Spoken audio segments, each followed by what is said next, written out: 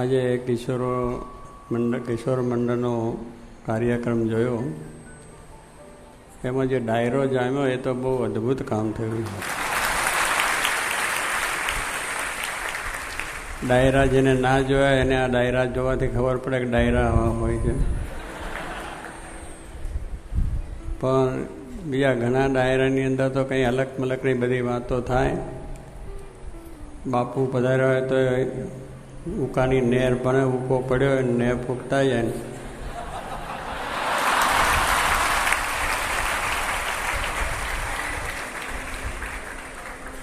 અલિયા ધમાલિયા બે હોય આગા પાછા થતા જાય બાપુ બાપુ કરે એક બાજુ ડાયરો ચાલે. પણ આ ડાયરો બહુ જુદી જાતનો કહેવાય. ભક્તિનો ડાયરો છે. આ જગતનો ડાયરો નહીં. જગતના ડાયરામાં જગતની વાત, ભક્તિના ડાયરામાં ભક્તિની વાત છે કે ભગવાનનું જ ભજન ગાવાનું, ભગવાનની જ વાત, ભગવાનનો જ મહિમા એની અંદર આવી જાય. એટલે આ રીતે શ્રીજી મહારાજ પણ આવા ડાયરામાં બેસીને જેને ભક્તિ નથી એને ભક્તિમય બનાવી દીધા. બંદૂકને બદલે હાથમાં માળા આપી દીધી. બાપુ પણ ખરેખર બાપુ આવ્યા છે. સરસ સરસ સાચા એટલે ખરેખર સાચા.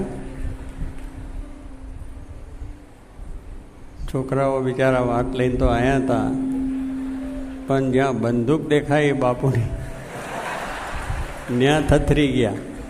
ત્યાં ભગવાન જોવાની વાત જતી રહી કે ભગવાન દેખાઈ જ ગયા સીધા જ કે આ જો નારીવારી છૂટી સીધી અહીં આવી તો મરી જ ગયા છે. એટલે ભગવાન દેખાઈ જ ગયા પહેલેથી જ. બાપુ આવતાની સાથે બાપુને જોયા એટલે ભગવાન દેખાઈ ગયા નહીં. એટલે કહેવાનું શું છે કે આમ લોકોને આવી કેટલીક બહુ દ્રષ્ટિ હોય છે. એટલે આ કંઈ બંદૂક દેખાડીને ભગવાન છે એવું માનવની વાત નથી.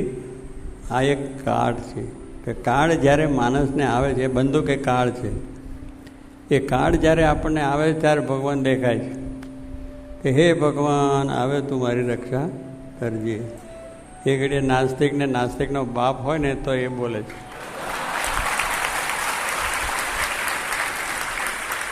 ભગવાને જે કાર્ડ મૂક્યો છે તે ઘડીએ ભગવાનનો કાર્ડ છે. એટલે કહેવાનું શું છે કે એમ માણસને આસ્તિકતા હોવા છતાં પોતે નાસ્તિક કહેવડાવે છે. ભગવાનમાં માને છે છતાં હું માનતો નથી એવું કહેવામાં આવે છે. હવે આ બધા પ્રશ્નો છે એ નથી હું છતાં માને તો છે જ.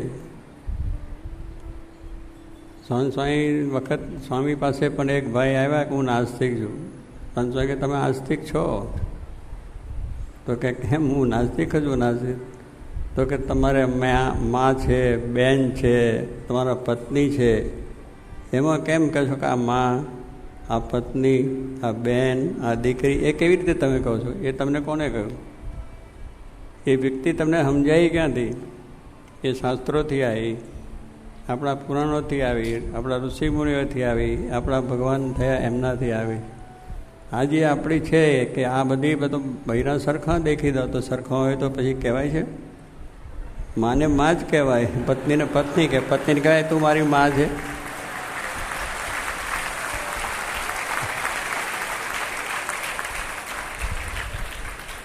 એટલે આવી બધી વસ્તુઓ છે જાણીએ છતાં આપણે આ વસ્તુ છે. જેને રચ્યું આ જગત જોને જૂજવી જાતનું જોતાં મૂંઝાઈ જાય મત એવું કર્યું ભાત ભાતનું. કેટલું સરસ આ બધું જગત ભગવાન રાખ્યું છે. કીર્તનમાં પણ ગાયું, પતંગિયાની અંદર એની પાંખોના રંગ કેટલા સુંદર સરસ મૂક્યા છે, ક્યારેય કાંઈ જ નહીં. મોરના પીછાની અંદર કેટલા સરસ રંગો છે. મોરનો ઈંડામાંથી મોર જેવો મોર બની જાય, ઈંડામાંથી મોર બની જાય. એક પાણીના ટીપામાંથી આપણું શરીર બને છે. માતા પિતાના યોગથી એક પાણીનું ટીપું જ આપણી અંદર થાય છે, એમાંથી આપણું શરીર બને છે. આવો આકાર એક ક્યાં કાં ઘડવાય? કયો મિસ્ત્રી, કયો કારીગર, કયો આર્ટિટેક્ટ આની અંદર બેઠો છે કે એને કર્યું છે? એક જ ટીપાની અંદરથી આવી સુંદર રચના આજે કોઈ વિજ્ઞાની કરી શક્યો નથી, કરી શકશે પણ નહીં. રોબોટ બનાવે છે રોબોટ, પણ એ બોલે નહીં, ચાલે નહીં, કરે નહીં. મશીનથી ખસે ને કરીને કામ આવે. આ જે 24 કલાક કામ કરે, વર્ષો સુધી કામ કરે, બોલે, ચાલે, વાત કરે, અહીં જાય, આમ જાય, તેમ જાય, એ રોબોટ કરવાનો છે ખરો? એટલે વિજ્ઞાનથી આ બધી કળાઓ બીજું ત્રીજું થશે, પણ આ એક માણસ બનાવવો એ હજુ કોઈ કરી શક્યો નથી. એટલા માટે તો શાસ્ત્રોએ દુર્લભ મનુષ્ય શરીર કહ્યું છે કે આવો આકાર, આવો હાથ, આવી આંખ, આવી આંખ નાખે છે કાચની, દેખાય નહીં, આંખથી દેખાય એવું દેખાય. તો એ આંખનો મૂકનાર કોણ છે એનો વિચાર આપણે થયો છે કે આવી આંખ હજુ બનાવી શક્યો નથી કોઈ. એ કાચની બનાવે પણ દેખાય નહીં, પણ આંખ જેવી આંખ દેખાય એટલું જ કે માણસ છે તે. આવો હાથ નહીં બનાવી શકે, ઊંચો થાય, નીચો થાય, એ કંઈ થઈ શકાય? અમથા કાન બનાવીને માણસ પૂતળું બનાવ્યું રોબોટ, એ સાંભળે ખરો? કાન તો છે, મોઢું બનાવ્યું છે પણ બોલે છે ખરો? કશું બોલી શકતો નથી. આ ભગવાને કેટલી સુંદર રચના કરી. એ રચના ઉપરથી જ છે કે ભગવાન છે. આવી જે રચના ભગવાને કરી છે એના ઉપરથી છે કે ભગવાન છે જ. એ તો આવી રચના બની શકે નહીં. આપણી જે રચના છે, પગ બનાવ્યા મોટા, પણ તેને મશીન હોય તો જ થાય ને. આમ હાથથી ઊંચું નીચું પેલા મશીન બધું કરે છે ને. આ બધું અત્યારે તો પેલું કર્યું છે કે માણસને પૂતળું બનાવે એ ઊભું થાય. મતલબ અબ્રાહિમ લિંકનનું છે, વાત કરે છે, કરોડ રૂપિયા ખર્ચ્યા છે. અને એ ખુરશી ઉપરથી ઊભો થાય અને પોતે પહેલું ભાષણ આપ્યું, પ્રવચન, એ 15 મિનિટનું છે, બોલી જાય બરાબર. આમ વ્યવસ્થિત લાગે કે નહીં ખરેખર અબ્રાહિમ લિંકન જ છે. એવો જ આકાર, એવું બોલવું, એવા હાથ પાત, એને આમ તેમ બીજું ત્રીજું છું એને બોલે છે. પણ એ 15 મિનિટ થઈ એટલે પાછું બેસી જાય, પછી કશું જ નહીં. પછી પાછું ફરી બોલવાનું હોય ને તો એ ઊભો થઈને બોલે, પણ કયું જે બોલ્યો છે એ જ બોલે, એથી બીજું કંઈ ના બોલે. અને આ તો શાસ્ત્રો છે, પુરાણો છે, વેદો છે, ઉપનિષદો છે, અને આપણા જે સમાજની વાતો, રાષ્ટ્રની વાતો, ધર્મની વાતો, કેટલી બધી સુંદર વાતો કરે છે. એટલે ભગવાને આવું જે બનાવ્યું છે એ અદ્ભુત કળા છે એમની, પણ કહે છે કે આપણને ખબર નથી કે એનો કરનાર કોણ. એટલે જેને હુંની ખબર નથી એને ભગવાન દેખાવાનો નથી. પહેલો તો હું કોણ છું એની ખબર જોઈએ. કે આપણે માણસ બનાવ્યું ભગવાને, પણ માણસે એક અંદર એવું તત્વ મૂક્યું છે એટલે માણસ થયું. એટલે કે એ એવું જ મળદું જ કહેવાય એને. મળદું ભણ્યું મળદું, પ્રાણ છે અંદર, અંદર બેઠો છે કરતા.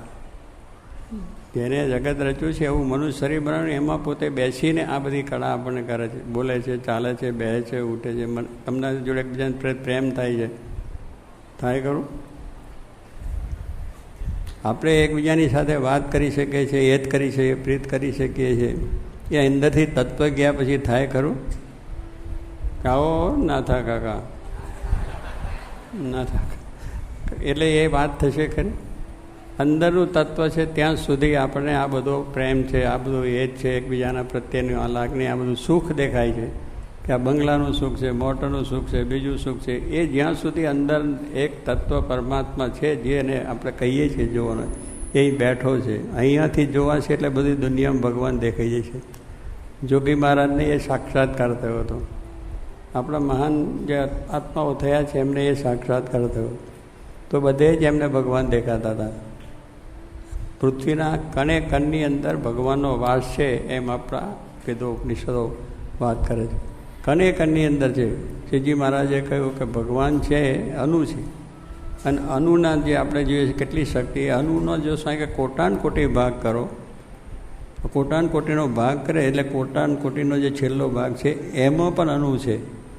એમ ભગવાન છે એ પણ અનુ, આ જે છે અનુ, જે કોટાન કોટી ભાગ કરે એ અનુમાં પણ ભગવાન છે. આપણા સંસ્કૃતિ એ અનુભવની વાત છે. પછી એવું નથી કે આ બમ્બે બમ વાત નથી, અનુભવ કરીને લખ્યું છે એ લોકોએ. જોઈએ છે કે અનુની વાત કરી હતી વર્ષો પહેલાં, પણ આજે અનુનો કેટલો પ્રભાવ છે આપણે જોઈ છે કે દુનિયા નાશ કરી છે, કેટલી શક્તિ છે એમાં. તો ભગવાને જ્યારે અનુની વાત ઉપમા આપી હોય તો ભગવાનમાં કેટલી શક્તિ હોય. અનંત કોટી બ્રહ્માંડના જીવોનું પોષણ છે, એને ખવડાવે છે, એનું રક્ષણ કરે છે, બધું કરે છે. આપણે 5 જીવોને સુખી કરી શકતા નથી. ઘરના 2 છોકરા હોય તો એને સુખી કરી શકતા નથી. આ હજારો જીવને જમવાનું આપણે સવારે ભૂખ્યા ઉઠાડે, સાંજે ભૂખ્યા જમીને જાય. કોઈ ભૂખ્યો રહે છે? સાંજ પડે ચકલા હશે, જીવ હશે, જંતુ હશે, કીડી, કીડી જેવા જીવને પણ ભગવાન પોષણ કરે છે. આપણે કરીએ એક આજે આપ તો દુષ્કાળ જોરો થયો તોય પોષણ કરી શક્યા નહીં, બધા મંડ્યા તોય જેટલું જોઈએ એટલું આપી શક્યા નથી. અને ભગવાન છે હાંજ પડે પેટ ભરીને આપી દે, ગમે ત્યાંથી પણ એને મળી જાય.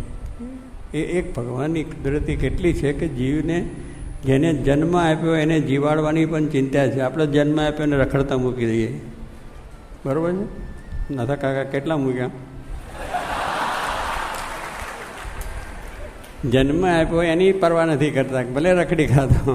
ભગવાનને તો વિરધ છે કે મારે જેને જન્મ આપ્યો છે, એને આ શરીર બનાવ્યું છે, એની રચના છે, એને એક એક જીવને કીડી જેવા, મકોડી જેવા કબૂતર છે, બીજા ત્રીજા પશુ પંખી, ગાય ભેંસ બધાને ખાવાનું આજે આપી જ દે. જેને જેવી જરૂર એવું પાછું. ગાયોને બીજાને ઘાસ છે તો ઘાસ, ચકલાને ચંદ છે તો ચંદ, મનુષ્યને જે ખોરાક જોતો એવો સરસ રીતે એકને જેને જેવું જોઈએ એવી આવી વાત કોણ કરી શકે? એવું એ જ ભગવાન છે. સમજો, આવી સુંદર વ્યવસ્થા કરે. આપણું એક રાજની શું, એક ઘરની વ્યવસ્થા થતી નથી.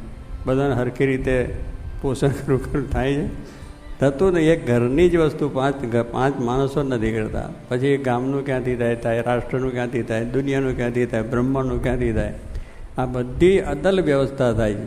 સૂર્ય ઉદય છે, અસ્ત થાય છે, બરાબર ટાઈમસર થાય છે ને. એના ટાઈમમાં કોઈ ફેરફાર નહીં. સૂર્ય આજે 6:25 ઉગશે તો 6:25 જ ઉગે, એમાં જરાય ફેર નહીં. આપણી ટાઈમ બદલી જાય. આપણો ટાઈમ હોય તો 2 મિનિટ આગળ પાછો થઈ જાય, પણ એને ટાઈમે જ ઉગે. બીજે દાડે 25 ને બદલે 26 મિનિટનો હોય તો 26 મિનિટ ઉગે. એ કેટલી સરસ રીતનો આમ એનું યંત્ર મૂક્યું છે કે ટાઈમે ટાઈમ કામ થાય. આપણે તો ટાઈમ જ નહીં, નિયમ જ નહીં, પછી છે ને ભગવાન દેખાય. નિયમ નહીં હોય ને પછી ભગવાન દેખાતા નથી. પણ દેખાત પછી તું ઉઠ્યા, વહેલો ઉઠવાને બદલે રાત્રે 2 વાગે ઉઠે, ભગવાન દેખાય, અંધારું થઈ ગયું. એટલે આવી બધી વાતો દુનિયાની આજે બેઠા છે. હા, એટલે શું, આ પશ્ચિમનો નાસ્તિકવાદની આપણી છે. આપણા અહીંયા પણ નાસ્તિકવાદ થયા છે કે આવું બોમ્બે બમ વાતો કરે છે, પણ ખરેખર બધા એને ભગવાન માન્યા વગર છૂટકો નથી, અને એ કર્યા વગર છૂટકો પણ નથી. એટલે ભગવાન છે ને છે જ, સર્વત્ર છે. હજારોનું મેં કહ્યું પોષણ કરે છે, એનું રક્ષણ કરે છે. એને સમય આવે એ ચાલ્યા જાય. પાછું બહુ મહારાજે પણ બેલેન્સ રાખ્યું ભગવાને. જેટલા જન્મે એટલા જીવે તો તમને ખાવા મળે નાથા કાકા? હોવાનું ના મળે, બેહવાનું ના મળે. જન્મે એટલા જો જીવી જાય, પણ ભગવાને એનું ક્રમ કર્યો. કારણ કે બહુ બધાને આપણે જો નોકરી રાખે 60 વર્ષ ઉપર તો પછી બીજા 60 ના હોતા એને જગ્યા જ ના મળે, પણ રિટાયર કરવા પડે છે બેલેન્સ કરવા માટે. એમ ભગવાન પણ જેટલા જન્મે છે એટલાનું મૃત્યુ. આપણે અહીં હું અત્યારે બોલ્યો એટલામાં દુનિયામાં 50,000 માણસો જન્મી ચૂક્યા અને 50,000 મરી ચૂક્યા. ક્ષણે ક્ષણની એની બધી આખી ખબર છે. ક્ષણની અંદર એનો ક્રમ ગોઠવેલો જ છે. આપણને ખબર નથી આપણું મૃત્યુ ક્યારે આવશે, પણ એને નક્કી છે એની પાસે, એની ટાઈમ ટેબલ. એનું કોમ્પ્યુટર બહુ મોટું છે. કોમ્પ્યુટર ભગવાનનું જબરદસ્ત છે. હવે કોમ્પ્યુટરમાં મોહ પામ્યા નહીં આ બધા. તમે કોમ્પ્યુટરનું કે ઓહો માણસે શું વિકાસ કર્યો, કોમ્પ્યુટર બનાવી દીધું, કેટલું સરસ. અહીંથી દુનિયાની સાથે વાતો થઈ શકે, દુનિયાની વાતો સાંભળે, ઘરે બેઠા બેઠા આપણું એ થઈ જાય. વિજ્ઞાન કેટલું બધું વધી ગયું, પણ એ કોમ્પ્યુટર જેને બનાવ્યું છે કોણ છે? માણસ કે બીજો કોઈ? માણસે કોમ્પ્યુટર બનાવ્યું છે. એ કોમ્પ્યુટર ક્યાંથી આવ્યું? માણસમાં, એના મગજમાંથી આવ્યું. બરાબર? અહીંયા કોમ્પ્યુટર ભગવાને ગોઠવ્યું છે ને, એમાંથી એ બધું થાય છે કે નહીં? તમે ભણ્યા ગણ્યા, ડિગ્રીઓ પ્રાપ્ત કરી, એનું જ્ઞાન પ્રાપ્ત કર્યું, ક્યાં એ જ્ઞાન ક્યાં બધું ભેગું? અહીંયા જ્ઞાન. આ જ્ઞાન તંતુઓ છે બધાની અંદર. એટલે જેટલું તમે આ કરો એટલું ગ્રહણ અહીંયા કરી લે છે. અને એ છે એ કોમ્પ્યુટર બનાવ્યું એને. હવે કોમ્પ્યુટરનો તમને મહિમા છે, અને મનુષ્યનો માણસ નથી. ભાઈ એના મગજમાંથી નીકળેલી વાત છે. એના મગજમાંથી વાત નીકળી છે ત્યારે કોમ્પ્યુટર થયું ને, કંઈ અમથું થયું છે. ત્યારે ભગવાને જે કોમ્પ્યુટર બનાવ્યું છે એ ભગવાન કેટલા મોટા છે, એનું જ્ઞાન કેટલું મોટું હોય છે. આ કોમ્પ્યુટર બનાવનાર પરમાત્મા છે, તો એ પછી એનાથી વિશેષતા છે ને.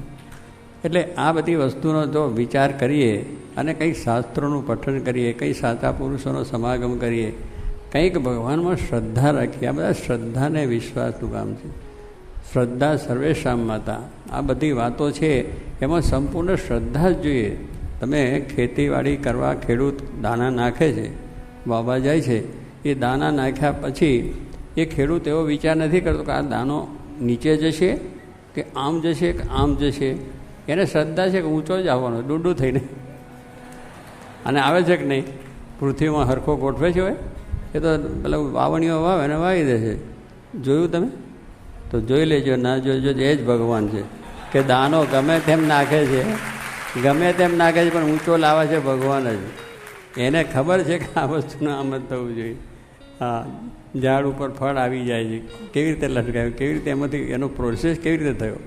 ઝાડ છે ને પાંદડા આવ્યા, બીજું આવ્યું, ફૂલ આવ્યું, ફૂલમાંથી ફળ થયું, પછી એના રસ જુદા જુદા, જેવું ફળ એવો રસ પાછો મૂક્યો. એટલે આ બધી વસ્તુ આપણે જોઈએ ત્યારે ખબર આપણને પડે છે કે આ ભગવાન જ છે, ભગવાનની જ આ કળા છે અને સર્વત્ર ભગવાન છે. અને એ ભગવાન છે એ આ પૃથ્વી પર જીવોના કલ્યાણ માટે આવે છે અને આવીને અનેક જીવનું કલ્યાણ કરવા માટે પોતે એ પ્રમાણે મનુષ્ય દેહ ધારણ કરી કરે. પછી એ ભગવાનનું આપણે જે પ્રગટપણું જે કહ્યું છે કે ભગવાન છે એ પોતે પોતાના આવા જે અનન્ય મહાન સંતો છે, જે બ્રાહ્મી સ્થિતિ પામ્યા છે, જેને ગુણાત્યાન સ્વામી આપણે કહીએ છીએ, ગુણાતીત સ્વરૂપ કહે શાસ્ત્રી મહારાજ, જોગી મહારાજ, એવા પુરુષો દ્વારા આપણને કામ. કારણ કે આપણે તો એ પામી શકવાના નથી, એ આપણી દૃષ્ટિમાં આવી શકે એમ નથી. એટલે ભગવાન પોતાના એકાંતિક સંતો દ્વારા પ્રગટ રહીને જીવોનું કલ્યાણ કરે છે. એટલે એ આપણા શાસ્ત્રનો સિદ્ધાંત છે અને મહારાજનો સિદ્ધાંત છે. વચનાવત દ્વારા માસ્ટર સાહેબે વાત કરી. માસ્ટર સાહેબ બહુ સારો અભ્યાસ કરીને આવ્યા હતા.